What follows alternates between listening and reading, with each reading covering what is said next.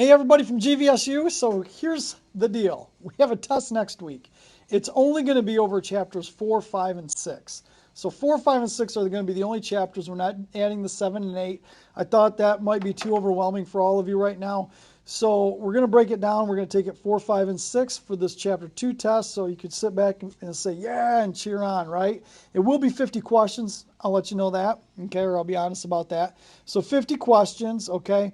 And basically, some of the things that you want to know is you want to know O.W. Wilson and the square deal. You want to know what that was about. You're also going to want to know the term double marginality, what that is, and racial profiling, and the difference between those two. You also want to know case laws. Case laws that you want to know are Graham versus Connor and Tennessee versus Garner. So Graham versus Connor and Tennessee versus Garner. Some other things that you want to know for the test. What are pretext stops? I mentioned that in the last lecture. You want to know what pretext stop is. It's not written in your textbook, so please watch that video, see what pretext stops really are. You also want to know what crime mapping is, as well as what a field training officer does. Another term, obviously, is discretion, which we hear a lot about, and that was in the last lecture that I actually gave, as well as hotspots, and hotspots dealing to identify crime in the city. What you'll see is a lot of police agencies will have like maps in their briefing rooms, and it'll be marked out with a lot of hotspots, and those hotspots will show like different areas where crimes are occurring at. You definitely want to know that basically those hot stops cover high crime areas that are occurring. So let's say like last night we had like 30 larceny from vehicles within like a 1 mile radius from each other, right? So at that point, you know, that next day it'd be marked off because we get the reports of all the larcenies. Well, guess what? Now we might put directed patrols in those areas the next night or the next few nights to try to dampen or catch whoever it might be that might be doing all those larceny from vehicles. You want to know who led the Bow Street Runners, and that was Henry Fielding. So you want to make sure that you remember Henry Fielding, okay? And there's a difference between Henry Fielding and John Fielding. Remember, John Fielding was Henry's half-brother. He also worked with him in that time. The textbook says John Fielding. However, if you look at a lot of sources in other textbooks, most of them will actually say it was Henry Fielding that started it with John, his half-brother, and they kind of worked it together, but Henry more led it than John. You want to know the difference with the eras. So you want to know the political era, what that was about. You want to know the professional reform era, what that was about. You also want to know the new era and Homeland Security era. It's the same thing. So new era, Homeland Security era, it's defined the same way. So just know what that is, the differences between each of those eras as you continue on. When we get into private security, Pinkerton Detective Agency, remember what they did and who they protected or what president they protected, okay? And yeah, so as far as it goes with that Pinkerton Detective Agency, know what they did with one of the presidents as one of the first protection details.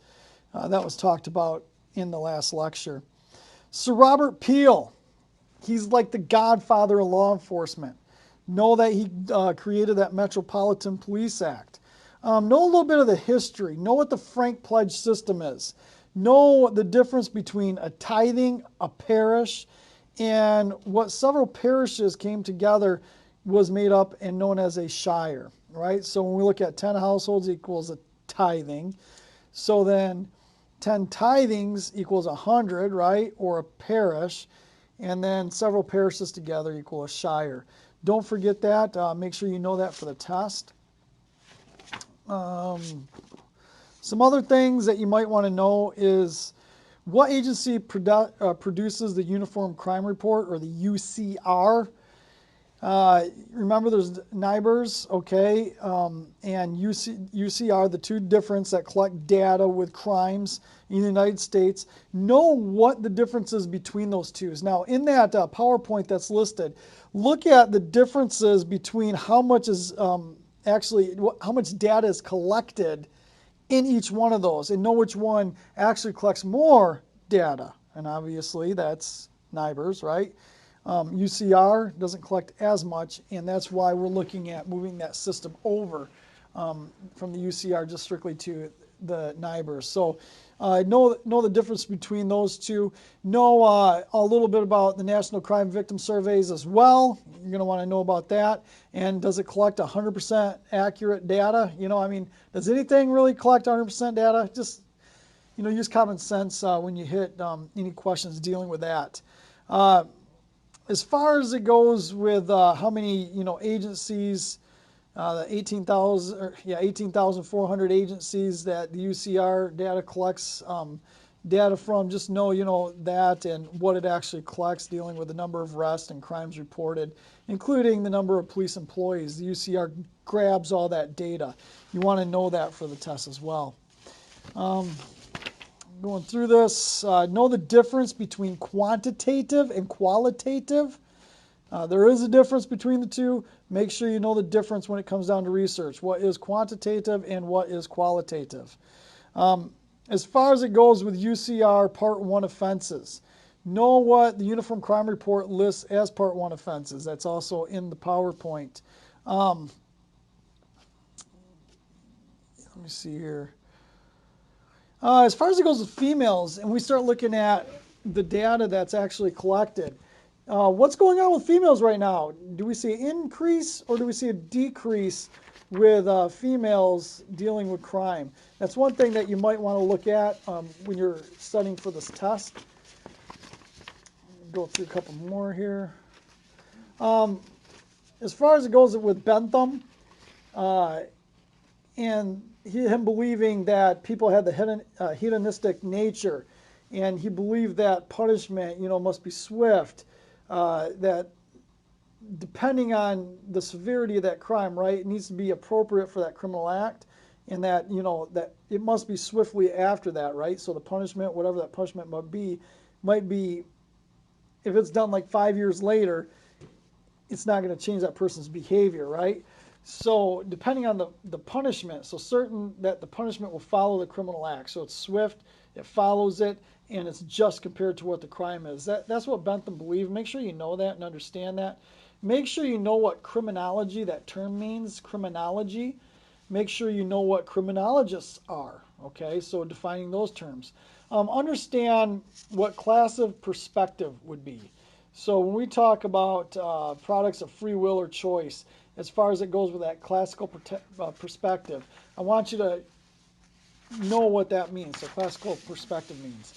Know a little bit about the demonic perspective and know what rational choice is.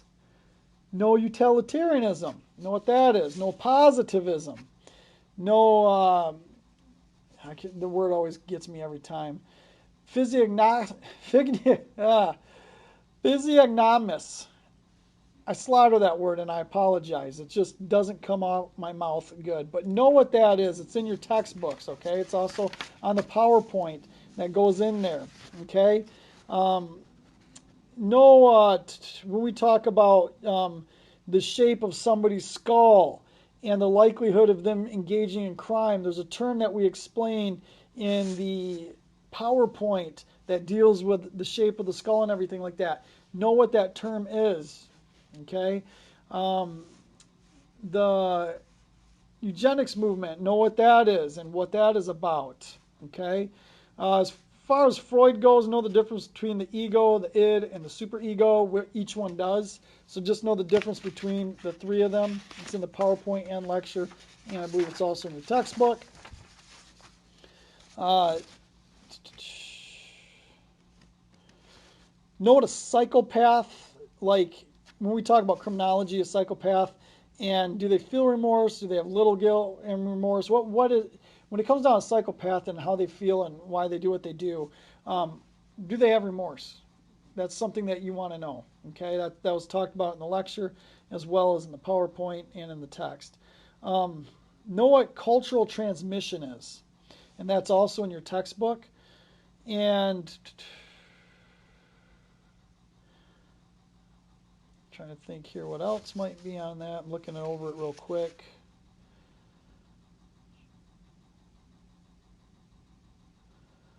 social structural theories. Know about social structural theories and how they're divided in three branches, dealing with the ecological, conflict, and critical. Make sure you know with social structural theories how those are tied in. And, well, just social process theories too. And how they're learned in social settings, basically. As far as it goes, I just want to look over anything else that I might have missed that you might want to know. Those are the main issues that you do want to know for your test. Make sure that you go over that stuff this week as you write your journals and reflect on that case that was put at the end. Be professional in the way you write. But I said, look at the facts of the case, right? Listen to what the officer's saying. Listen to what the subject's saying. Look at their demeanors. Look at what's said. Look at use of force. When you talk about Tennessee v. Connor, and I'm sorry, Tennessee v. Gardner, and when you look at Graham versus Connor dealing with use of force, and then so Graham versus Connor deals with use of force, what a reasonable officer would do in that situation. When we look at 20/20 hindsight, what the officer's actually seeing and dealing with at that moment, right? So that's Graham versus Connor. So you got to take that play into use of force. Also look at Tennessee v. Garner dealing with fleeing felon rule, right? When somebody's fleeing and the use of deadly force. So look at those when you're writing up your journals this week and reflect back on it. Put yourself in that officer's spot, but then also put yourself over in Brooke's spot, right? And say to yourself, okay, what is actually right? Or if you can't decide, explain why you can't decide. But make sure you're professional in your journals this week as you articulate that. I mean, obviously, there's a hot topic on that, right? But the reality is somebody has to make a decision. And whether it's judge or jury, one of them is going to have to make a decision. And if you go into criminal justice field, who knows? Or if you sit on a jury, you may be sitting in those spots someday having to make a decision. So wherever it might be, I just want to know your thoughts. So whether you agree or disagree or think that you used too much force or didn't use enough force or used appropriate force, whatever it might be, I want to know your thoughts on that. Okay, so this week's journal, just make sure that you're professional in the way you write and you base your statement on facts. What I mean by facts is basing it on case law, basing it on the facts of the case of what you see. Take all your biases out of it as much as you possibly can, and just base it on, if I was the officer, would it be justified? If I'm a family member, right, of Brooks, would it be justified? Okay, the question is this. Take myself out of both of those seats and just look at it as it is and go, is this justified or not justified? That's a tough thing to do. All right, ladies and gentlemen, I hope you're doing well. But next week, Monday, the test will be open. You have to take it by Thursday next week. So make sure that you study well, and good luck with everything that you do. And we'll talk later. Stay well. All right, we'll see y'all. Bye.